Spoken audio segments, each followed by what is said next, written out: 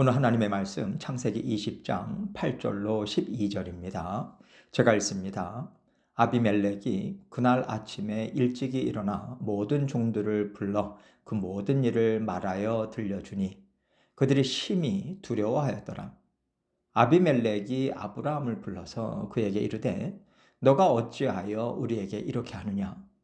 내가 무슨 죄를 너에게 범하였기에 너가 나와 내 나라가 큰 죄에 빠질 뻔하게 하였느냐? 너가 합당하지 아니한 일을 내게 행하였도다 하고 아비멜렉이 또 아브라함에게 이르되 너가 무슨 뜻으로 이렇게 하였느냐?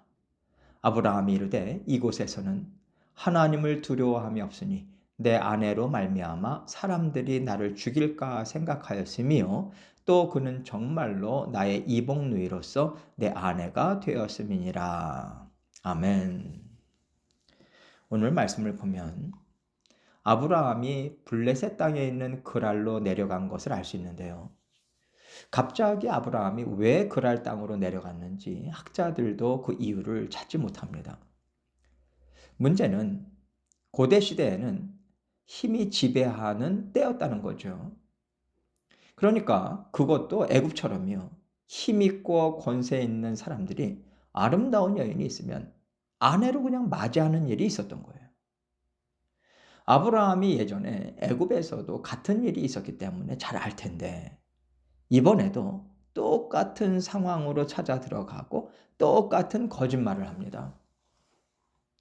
이방인이었던 아브라함이 어느새 하나님을 아는 사람이 되어서 하나님께 예배도 드리고 하나님의 말씀을 따라서 사는 것을 보면서 우리는 참 놀라워하고요. 기뻐하기도 하지만 반면에 여전히 바뀌지 않는 그의 모습을 보면서 안타까운 마음도 듭니다.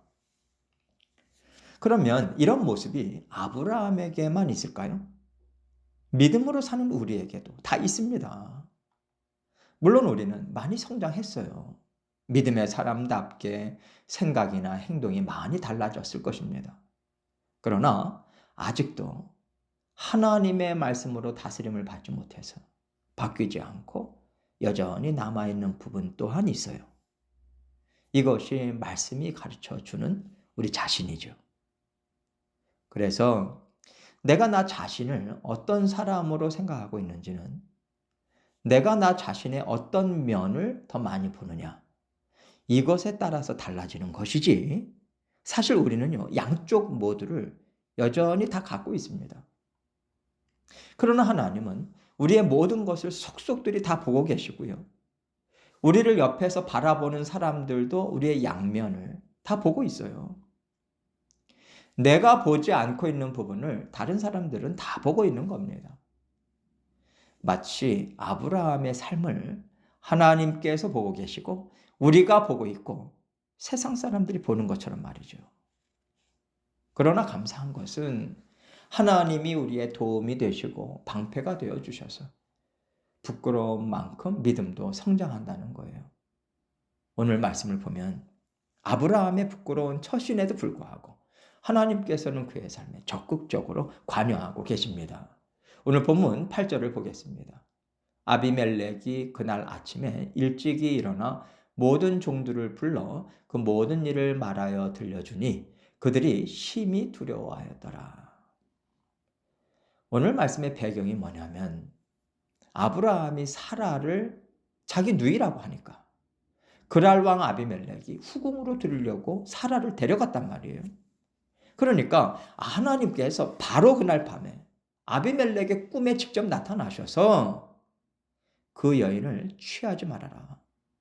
남편이 있는 여자니까 너가 그 여인을 취하면 그 죄를 너에게 물을 수밖에 없다. 남편에게 돌려보내면 너가 살겠지만 돌려보내지 않으면 너와 너에게 속한 모든 자가 반드시 죽을 것이다. 엄중하게 말씀하셨거든요.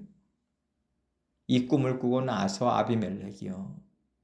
도대체 이 사람들이 누구길래 하나님이라는 신까지 나타나서 나에게 이렇게 말하는 걸까? 이 생각이 너무 두려운 겁니다. 그래서 아비멜렉은 자기 자신만 알고 있는 것이 아니라 꿈에 하나님으로부터 직접 들었던 얘기를 자기와 함께하고 있는 모든 종들에게까지 다 알려요. 종들이 모르고 아브라함이나 사라에게 조금이라도 실수를 하면 큰일 나겠다. 이 생각을 한 것 같습니다. 아비멜렉이 얼마나 두려워했는지를 알 수 있는 대목인 거죠. 9절로 10절입니다. 아비멜렉이 아브라함을 불러서 그에게 이르되 너가 어찌하여 우리에게 이렇게 하느냐? 내가 무슨 죄를 너에게 범하였기에 너가 나와 내 나라가 큰 죄에 빠질 뻔하게 하였느냐? 너가 합당하지 아니한 일을 내게 행하였도다 하고 아비멜렉이 또 아브라함에게 이르되 너가 무슨 뜻으로 이렇게 하였느냐? 아비멜렉이요 아브라함을 불러들여서 신랄하게 질책을 합니다. 아브라함 당신이 한 일은 나를 속이고 나를 기만한 일이다. 나뿐만 아니라 내 나라 내 백성들까지도 위험에 빠뜨리게 했으니 도대체 왜 이런 일을 한 거냐? 이 심정으로 너가 합당하지 않은 일을 내게 행했다. 분명하게 말해요. 말하자면 너는 범죄 행위를 한 거야. 이 이야기 아니겠습니까? 아브라함이요. 하나님의 사람입니다. 하나님의 사람이 세상 사람들을 상대로 해서 사기를 친 거예요. 이게 보통 일이겠습니까? 아비멜렉이 화가 나서 넌 사기꾼이야 라고 얘기했다고 생각해 보세요. 얼마나 부끄럽습니까? 아비멜렉의 추궁에 아브라함이 이렇게 대답해요. 11절로 12절입니다. 아브라함이 이르되 이곳에서는 하나님을 두려워함이 없으니 내 아내로 말미암아 사람들이 나를 죽일까 생각하였으며 또 그는 정말로 나의 이복누이로서 내 아내가 되었음이니라. 지금 아브라함이 얼마나 구차하게 설명을 하고 있는지 몰라요.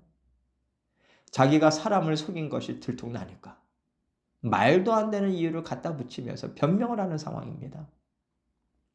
원래 나의 이복 누이였으니까 거짓말은 아니다. 이 말하는 거 아니겠어요? 이런 구차한 변명밖에 할 수 없는 자신이 얼마나 부끄러웠을까. 참 안타까운 마음이 들면서 한편으로는요. 하나님께서 이 순간을 주시는 이유가 있겠다는 생각이 듭니다. 아브라함은 그랄로 내려오기 전에 하나님으로부터 분명한 약속의 말씀을 받았어요. 1년 후에 너와 너의 아내 사라 사이에 아들을 얻을 것이다. 그 이름을 이삭이라고 하라고 하나님께서 직접 찾아오셔서 말씀하셨잖아요. 그렇다면 어떻게 해야 될까요? 근신해야죠. 약속의 말씀이 일하시도록 더욱 깨어서 하나님 앞에 머물러야죠. 그런데 아브라함은 그 반대로 한 겁니다. 위험한 것을 알면서 찾아갔어요. 그러면 아브라함이 그 약속의 말씀을 믿었다고 볼 수 있을까요? 오히려 하나님이 주신 약속의 말씀 때문에 마음이 불편했던 건 아닐까요? 만약에 사라가 이방인인 아비멜렉 왕의 아내로 들어가게 되면요. 약속의 말씀은 그냥 사라지는 겁니다. 아브라함이 한 행동은 하나님께서 주신 약속의 말씀을 소중하게 여기지 않았다. 약속의 말씀이 이루어지기를 원한다는 순종의 마음으로 지키고자 하지 않았다. 이것을 그대로 드러내는 거거든요. 그래서 하나님께서 아브라함에게 더 큰 부끄러움을 주신 대목이 11절 말씀이라고 생각합니다. 아브라함이 변명 중에 이런 얘기를 하잖아요. 이곳에서는 하나님을 두려워함이 없으니 내 아내로 말미암아 사람들이 나를 죽일까 생각하였으며. 아브라함은요.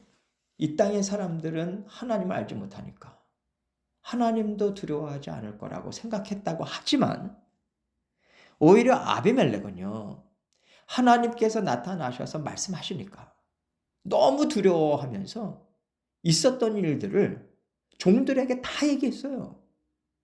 어떤 행위도 하지 말라고 하나님의 말씀을 확대 해석하고 더 굳건히 지키는 일을 지금 아비멜렉 왕은 하고 있거든요. 정작 하나님을 두려워하지 않는 사람은요. 아브라함이고 그의 아내 사라입니다. 하나님이 눈앞에 나타나셔서 말씀하셨어도 두려워하지 않고 이방인의 땅으로 갔잖아요. 아브라함이 아비멜렉 앞에서 이곳에서는 하나님을 두려워함이 없다고 말할 때 그의 마음에 얼마나 찔림이 있었을까? 이 생각이 들면서 하나님께서 이 찔림을 아브라함에게 주시려고 이방인들 앞에서 이 얘기를 하게 하셨다는 생각까지도 들어요. 하나님께서 아브라함에게요, 너는 나를 두려워하냐? 이 질문을 하시는 거고요. 아브라함은 자기 자신에게 이 질문을 해야 하는 거예요. 하나님께서 우리에게도 이 양면을 보라고 하시는 겁니다. 우리가 하나님의 말씀을 쫓고자 애쓰는 것만 보지 말고 여전히 묶여있고 여전히 머뭇거리고 있고 여전히 하나님의 은혜와 복을 소중하게 여기지 않고 세상의 복 좋게 여기면서 살아가는 우리 자신의 모습을 찾아내야 한다는 거예요. 이것을 봐야 영적 성장이 있을 수 있고요. 하나님 앞에 더 꿇어 엎드릴 수 있습니다. 하나님께서 주시는 은혜와 복을 온전히 받을 수 있고요. 약속의 말씀을 기대하면서 사는 믿음이 우리에게 생겨나요. 하나님께서 우리의 연약함을 보고 말씀을 주시는데 우리가 우리의 연약함을 보지 않으니까 우리가 하나님의 말씀을 받지 못하는 겁니다. 사람은요, 언제나 자기 자신의 잘남을 보는 교만한 자리에 서 있기가 쉽거든요.